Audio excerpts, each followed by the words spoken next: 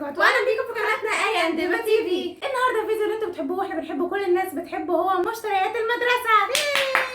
كل سنة وانتم طيبين وعام دراسة سعيد علينا ان شاء الله. سنة 2025 كلها بالدراسة بكل حاجة تكون حلوة، مع شوية التغيرات اللي حصلت ان شاء الله هتكون حلوة برده، فان شاء الله خير. يعني التغيرات دي عشان انا دخلت لكم الثانوي، فسواء هي حلوة او وحشة يعني على حسب انتوا شايفينها ازاي. ده عشان انا دخلت لكم الثانوي، فانا طبعا لازم لما ادخل على المكان كله يعمل لي تقدير ويغير كل حاجه على شيء. اهدينا يا جماعه اللي مش فاهم احنا بنتكلم عن ايه، عشان احنا في مصر كان في اولى ثانوي اي حد داخل لسه اولى ثانوي كان عنده 10 مواد بقوا 6 سبحان الله فجاه. عشان انا ان شاء الله خير يعني، وان في مواد كتيره انكمشت مع بعض بقت ماده واحده، يعني في شويه تغيرات حلوين ان شاء الله يكونوا خير للجميع. خلونا بقى نبتدي بالفيديو اللي احنا كلنا بنحبه واللي انا متحمسه. انا بحب اصلا اوريكم قوي ان اشتريت ايه وعملت ايه وكده، فيلا بينا نبتدي. يلا اول حاجه يا جماعه، لو شايفين ان الحاجات طفوليه شويه، هو انا رايحه ثانيه ثانوي وهو رايحه اولى ثانوي، بس احنا بنحب الحاجات اللي هي الملونه اللي بتحمس على المذاكره وبتخلينا يعني متفائلين بالسنه الجديده. انا اصلا احنا اطفال مش عارفه الوقت عدى ازاي. احنا كنا لسه داخله ثالثه اعدادي، وانا عماله اقول لها اللي داخله ثالثه اعدادي وعماله تجيبي حاجات بتاعه الكبار وبتاع. انا داخله اولى ثانوي يا جماعه. ثانيه ثانوي يا جماعه، وان شاء الله بقول لك ان شاء الله ان شاء الله السنه الجايه هدخل ثالثه ثانوي، فالسنين بتعدي بسرعه قوي. المهم كل سنه وانتم طيبين، خلينا في عصرنا الحالي ثانيه ثانوي بنجيب حاجات الاطفال الكيوت دي. يلا بينا نوريكم احنا جبنا ايه. اول حاجه كيوت جبناها هي اللانش بوكس يعني لانش بوكس طالبه في ثانيه ثانوي. احنا ليه ابتدينا من اللانش بوكس؟ انت همك على بطنك يا هبه، انت بتروحي المدرسه تاكلي يا هبه؟ بجد ألذ لانش بوكس انا جبتها في حياتي بومه وانا بجيبها حتى قالت لي دي شبهي. انا ماليش دعوه يعني، بوصف الحاله يا جماعه. بصوا انا جبت دي وهي جابت دي على شكل ارنب، هي برضه قالت ان انا شبه الارنب، ما اعرفش ايه يا جماعه جايين فراولايه.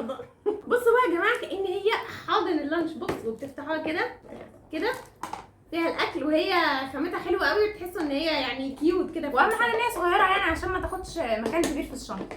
ودي برضه بتاعتي البوم دي متقسمه من جوه، انا ما شفتهاش من جوه. بصوا هنا بقى بتحطوا خيار، هنا بتحطوا زيتون ممكن اصلا تشيلوها. هي بس هي دي جعانه. مبدئيا كده كل الحاجات اللي احنا هنوريها لكم النهارده من الفجاله، والفجاله دي يا جماعه مكان عندنا هنا في القاهره يعني منبع كل حاجه بتاعت الدراسه، اللانش بوكس والزمزميات والكشاكيل والاقلام وكل حاجه تخيلها، والكتب كمان. ميزته ايه عن اي مكتبه عاديه؟ ان هو مليان مكاتب، فهتلاقوا كل اشكال الحاجات اللي انتوا عايزينها، وهتلاقي كل اللي انتوا عايزينه، كل الاذواق موجوده. وكمان الاسعار بتكون يعني زي جمله كده، بس الاسعار مش بتفرق قوي عن بره، بس هي ميزه المكان ان هو مليان كل حاجه، كل الاذواق موجوده هناك.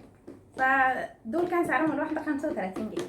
مصطفى بقى احنا ما جبنالوش لانش بوكس عاديه، احنا جبنا له مع بعض، هي مكتوب عليها هنا اللي هي تو بيسز، اللي هي فيها قطعتين، مش لانش بوكس بس، مع زمزميه كمان، وشكلهم كيوت بطريقه مش طبيعيه. بصوا يا جماعه صوصه بيحب الفضاء، فبصوا هي عليها فضاء كده اهي. ده شكل الزمزميه، هي صغنونه قوي على قده يعني، هو مش بيشرب ميه كتير، وبجد شكلهم خطير خطير خطير. الاثنين دول مع بعض بيكونوا كده في الكرتونه دي، وسعرهم 50 جنيه. طبعا يا جماعه احنا بنقول الاسعار علشان يعني اللي موجودين في القاهره هنا وعايزين يروحوا الفجاله يستفادوا، اما يعني بقيه الناس مش محتاجه الاسعار. ايوه يعني هي فكره الفيديو ان احنا بس عايزين نوريكم الافكار اللي احنا الحاجات اللي احنا جبناها، عشان لو حد عايز يجيب زيها واللي يقدر يروح الفجاله وعايز يعرف الاسعار، هي دي الاسعار دلوقتي. بعد كده عشان الميه جبنا زمزميتين دول، انا متحمسه اصلا افتحهم قدامكم. قالت لي نفتحهم، قلت لها لا هنفتحها قدام المتابعين. نفتحها طيب معرفش، بحب افتح الحاجات قوي. هي ازازه عاديه اهي اللي هي كده، ومعاها البتاع اللي جوه دي علشان تعلقوها. بصوا بقى، ولا ازازه باندا بقى، ولا تقولوا لي بقى اكليريك، ولا جبت ازازه عاديه خالص بقى. عارفين دي لو اتكسرت، فاكرين الباندا بتاعت السنه اللي فاتت، هحط لكم صورتها، قعدت اقول لكم دي امان مش هتتكسر. انا كسر ازازتين قبلها بس هبه اي ازاز بتجيبها اللي هي شكلها كيوت دي بتتكسر، انما احنا المره دي جبنا اللي هي الازاز العاديه علشان ما تتكسرش مننا. بصوا كمان جواها او ما تتكسرش من هبه، انا ما بكسرش الحمد لله. جواها البتاع ده، بس انا مش عارفه هو بيركب ازاي كده كده من هنا. لسه بقى هندخله بتاع منظر يعني، هو ملوش لازمه. والواحده من دول كانت ب 35، زمزميه عاديه خالص. احنا بقى خلاص بقى هنبطل بقى هنبطل الجو خلاص بقى وهنبطل كسر، ونبطل ان احنا نبوظ الحاجات بتاعتنا خلاص بجد. ندخل بقى على المقلمه الكيوت اليونيكورن العسوله دي، والله العظيم انا مش عارفه الحاجات دي، انا بضعف قدام الحاجات دي قوي يا جماعه. بصوا الجمال والحلاوه والاناقه والشياكه. بصوا الصوص ده اصلا حلو، بصوا الصوص ده عامله ازاي، بصوا يعني انا ممكن اقوم اذاكر حتى لو انا مخلصه اللي ورايا، هقوم اذاكر تاني يعني. بصوا عليها ده كده، وهي توستتين، هنا جيب صغير كده شفاف اللي هو عليه الرسمه، وفي ده، وفي بقى اللي هي السفنجه اللي جوه دي عشان بس تشوفوا شكلها. ودي كان سعرها 85 جنيه. ودي المقلمه بتاعت صوصه، هي عليها برضو فضائي شبه وهمي برجر، اعلان غير ده مدفوع. جعانه جدا مش عارفه فيها يا بنتي. وهي برضو يعني هي بصوا هي سوسته واحده واللي هي بتبقى كده من جوه، فاهميني؟ هي مجسمه كده عشان تاخد الحاجات ما تبقاش مبططه يعني. فدي لذيذه قوي برضو، دي كان سعرها 75 جنيه. هنبتدي لكم بقى دلوقتي في الكشاكيل علشان نقول لكم على سعرها برضو تستفادوا. جبنا 4 دستة كشاكيل، الدستة بيكون فيها 12 كشكول، والدستة الواحدة عاملة 65 جنيه. في بقى المسطر وفي الانجليش، يعني كل الاسعار يعني كل الاشكال واحد نفس السعر اهو. الكشاكيل عادية للمذاكرة عشان نحل فيها المسائل والحاجات دي. كتروا بقى من الكشاكيل على قد ما تقدروا، ومش لازم ان انتوا تجيبوا يعني كشاكيل غاليه او كده، لا عادي، هي كشاكيل بتكتبوا فيها. انتوا بتحلوا المسألة وبتروحوا عاملين عليها في الملزمة او في الكتاب، يعني هي كلها عشان تحلوا بس كتير وتكتبوا ملخصات وكده. بس لو حابين تجيبوا الكشاكيل اللي هي الشيك اللي هي بتكتبوا فيها ملخصات تلجأوا لها اخر السنة مش للحل، ممكن تجيبوا حاجات زي العسليات دي. بصوا لا انا بصراحة نفسي في ده، انا اسفة يا هبة معلش. انا اصلا جايبه لك ده. طب خلاص هاخد ده. حرام برضه. الكشاكيل دي بقى شكلها مختلف كده وحلو. اول حاجه مش سلك، بصراحه زهقت قوي من السلك. اهو ده شكلهم من جوه بس الاول اهو. انا بتبقى دايما مشكلتي مع كراريس دي ان انا لما باجي افتحها مش بتتفتح للاخر، يعني بتزعجني. بس بصوا دي بتتفتح عادي ومريحه في الاستخدام، وكمان شكلها من بره حلو قوي وجديده كده. اللي شكلها هادي كده وبنوته، تنفع على فكره سهله وتنفع جامعه كمان، يعني تحسوها كراسه هاديه. واحلى حاجه فيها كمان السلك برضو بيفضل يعمل وبتاع، دي شكلها حلوه وشيك. دي 100 ورقه وتقدروا تكتبوا بقى فيها الملخصات اللي تلجأوا لها في اخر السنه، يعني ما تحلوش فيها اي حاجه خلاص، خلوها كده كشكول مقدس كده. انا بحب قوي ان انا الخص حاجات في الكشاكيل اللي زي دي. وده كان سعره 35 جنيه الواحد. بمناسبه الكشاكيل، انا وانا بجيب الكشاكيل دي برضو لقيت البلانر ده، هو من براند اسمها الاديب. اصلا الاديب دي بتنزل كراريس تحفه يعني، وهي عامله بلانر كده بس هو بقى جاهز من جوه. يعني انا كنت السنه اللي فاتت جايبه كراسه وانا اللي عملتها، لا ده بصوا متخطط بقى جاهز.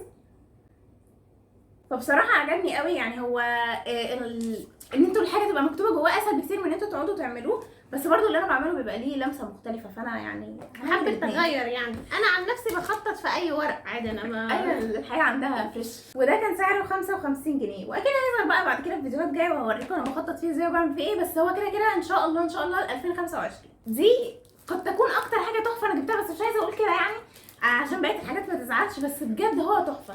ده ورق ملون، هو مش بس ملون، هو كمان ريحته معطره.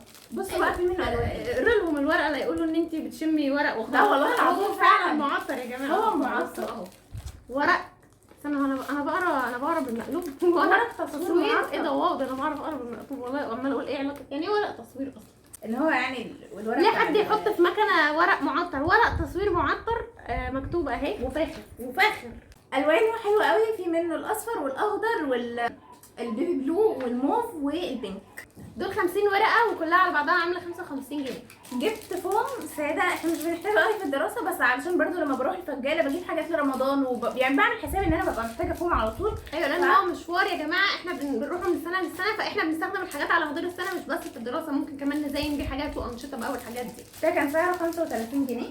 وجبنا شويه جلادات كده علشان احنا لسه عندنا يا جماعه حد في ابتدائي، فلسه بقى بيجلدوا صاصه بيجلد الكشاكيل بتاعته وكده، فجبنا له شويه الوان كده. ولسه طبعا لو المدرسين يحتاجوا الوان ثانيه هنبقى نجيب لهم عادي. الدسته الواحده بيكون فيها 10 جلادات، بيكون سعرها 15 جنيه او 20 جنيه على حسب بقى عليها رسمه او مش عليها.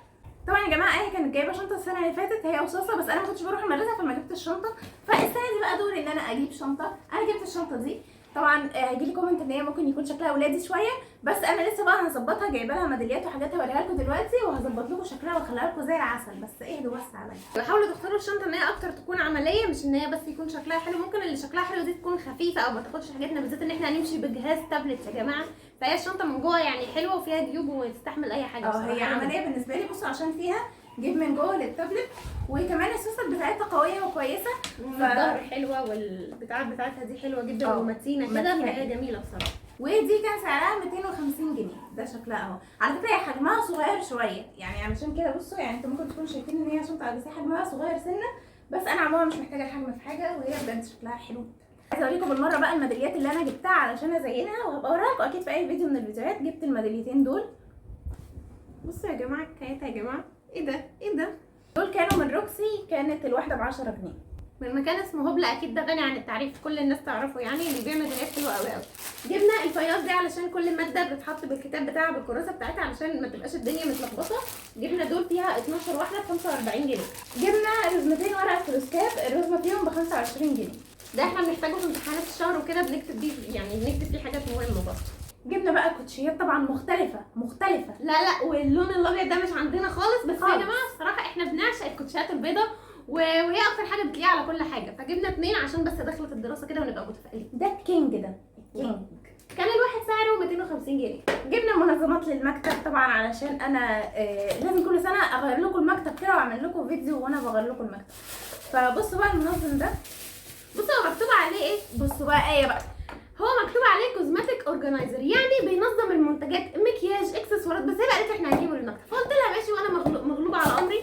هو شكله حلو بصراحه، انا مش هنكر، هو اكليريك كده شفاف يعني شكله شيك، فان شاء الله هنبقى نوظفه ونحط فيه حاجات، لان احنا حاجاتنا كترت قوي دلوقتي، الاقلام والحاجات دي. بصوا هو عباره عن دي ودي، ممكن تحطهم فوق بعض او ممكن كده، لسه بقى هنشوف ان شاء الله هنعمله ازاي مع بعضينا. كان سعره 85 جنيه وجبناه من محل ميك اب في روكسي عشان هو بتاع ميك اب بس. تمام مع المنظمات الشفافه دي ان شاء الله ترصوا فيها خيار، ما حدش ليه دعوه. يا ما تقولي يا بنتي احنا هنحط اللي احنا عايزينه، أه. هو انت حافظه مش فاهمه، بس هو شكله على التسريحه اشيك يعني. عارفين ممكن تجيبوها وتحطوا فيها اللي هو الكوفي الاتنين في واحد ده، تحطوا كده الاكياس حطوه بتاعه. في المطبخ يا جماعه، حطوه في المطبخ. وجبنا العلبه المعدن دي، اعتقد يعني كلكم شفتوها، دي حلوه قوي برضو على المكتب وشكلها رايق كده وحلو. دي كان سعرها 25 جنيه، كان في منها الاسود كان في منها البينك، بس دي منها مربعه. اه نيجي بقى الحاجات المذاكره المحمسه الكيوت. بسم الله ما شاء الله عليك. دي دستة اقلام جاف عاديه خالص اللي هي الزرقاء، فيها 12 قلم وب 40 جنيه. طبعا اقلام روتو دي غنيه عن التعريف، اي طالب مصري هتلاقوا معاه قلم روتو، ده سر نجاح الطالب المصري. وجبنا دستة اقلام رصاص ب 35 جنيه، دي نفس بتاعت السنه اللي فاتت وهي حلوه جدا برضو.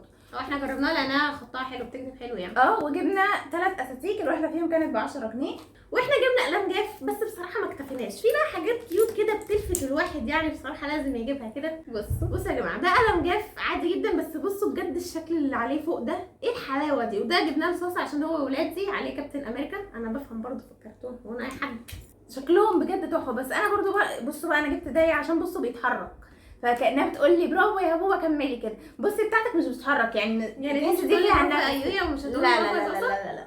المهم يا جماعه سعر القلم من دول كان 15 جنيه، وهبه دي يا جماعه اضاله يا جماعه بالهدايه، والله يا باين يعني بصوا بتقول لك برافو يا بابا. هي الوحيده اللي بتتحرك.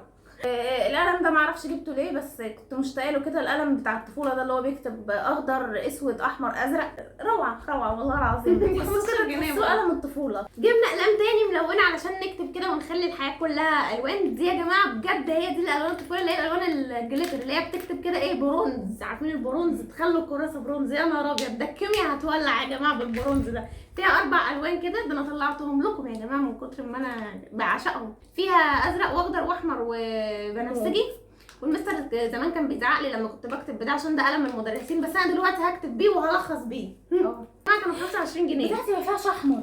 لا انا عندي احمر وهكتب بيه ب 25 جنيه. ازاي يعملوا حركه زي دي؟ عادي عندي بتوع السنه اللي فاتت.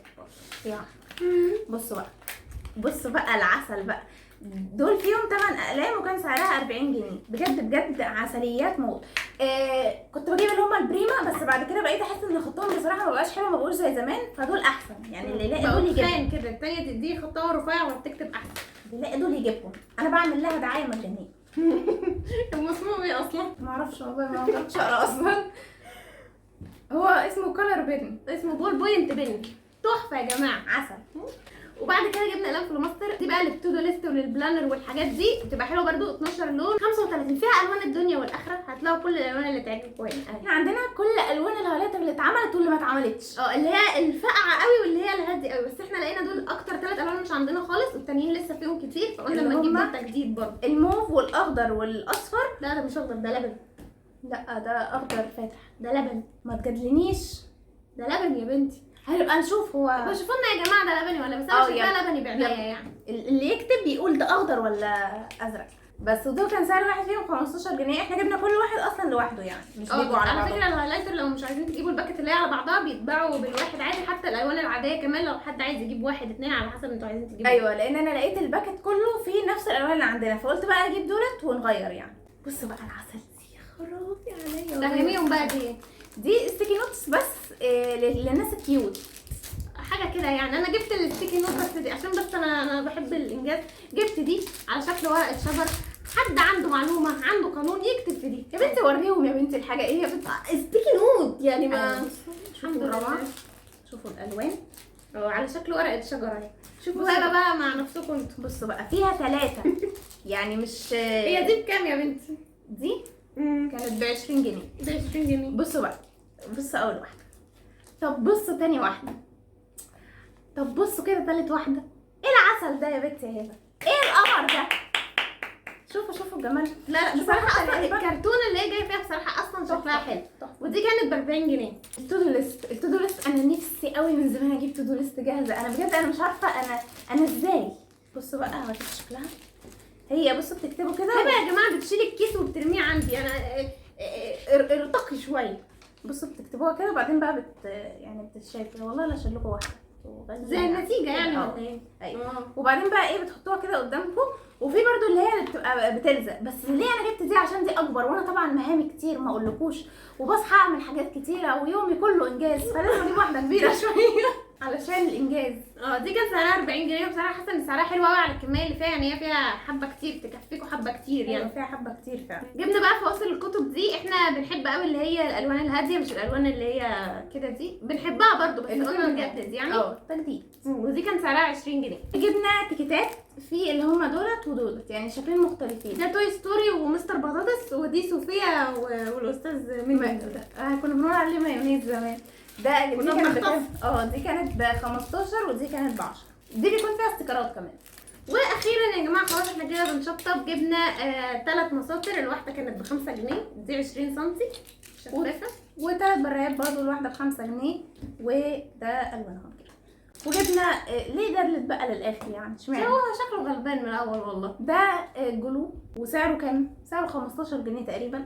هو 15 جنيه فطبعا الجلو لا غنى عنه يعني لازم تجيبوا جلو. وعايزين ننصحكم نصيحه قبل ما تنزلوا تجيبوا اي حاجه للمدرسه لازم تطلعوا كل اللي عندكم الاول تفرزوه تشوفوا عندكم ايه وما عندكوش ايه وتكتبوا ورقه طلبات وتنزلوا بقى تجيبوا الحاجات بتاعتكم عادي. ورقه الطلبات كمان هتفيدكم عشان ما تنسوش حاجه. وكمان انتوا لو لاحظتوا انا ما جبتش الشنطه لان انا شنطتي موجوده وسليمه وكل حاجه تمام. وهي مثلا ما جابتش مقلمه فانتوا مش لازم عشان داخلين سنه جديده ان انتوا تجيبوا كل حاجه جديده. احنا جبنا اللي احنا محتاجينه مش ان احنا نجيب جديد في جديد وخلاص. فاحنا ما كانش في حاجات كتيره ناقصانا زي ما انتم شايفين يعني الفيديو بسيط قوي السنه دي. بس فعلا احنا جبنا كل الحاجات اللي احنا محتاجينها وفي نفس الوقت برضو الحاجات اللي كانت عندنا نافعه وكويسه ما جبناش عليها حاجه ثانيه جديده. وفي الاخر حابين اقول لكم كل سنه وانتم طيبين وعام دراسه سعيد علينا ان شاء الله كلنا. وكل حد بيتمنى حاجه تتحقق باذن الله وكلنا نجيب اعلى الدرجات مش في مصر بس في كل الناس اللي بتابعنا وكل الوطن العربي. كل سنه وانتم طيبين كلكم. ممكن تكونوا ابتديتوا دراسه قبلنا او هتبتدوا بعدنا بس عامه ان 2025 كسنه دراسيه او كسنه ان شاء الله تكون خير علينا كلنا. وبس كده ده كان فيديو النهارده. اتمنى ان هو يكون عجبكم. لو عجبكم ما تنسوش تشتركوا في القناه وتفعلوا الجرس وتحطوا لايك. وفي حاجه تاني مفيش. انا حاسه ان انا عايزه اقول لكم حاجات كتيره بس مفيش حاجه تاني.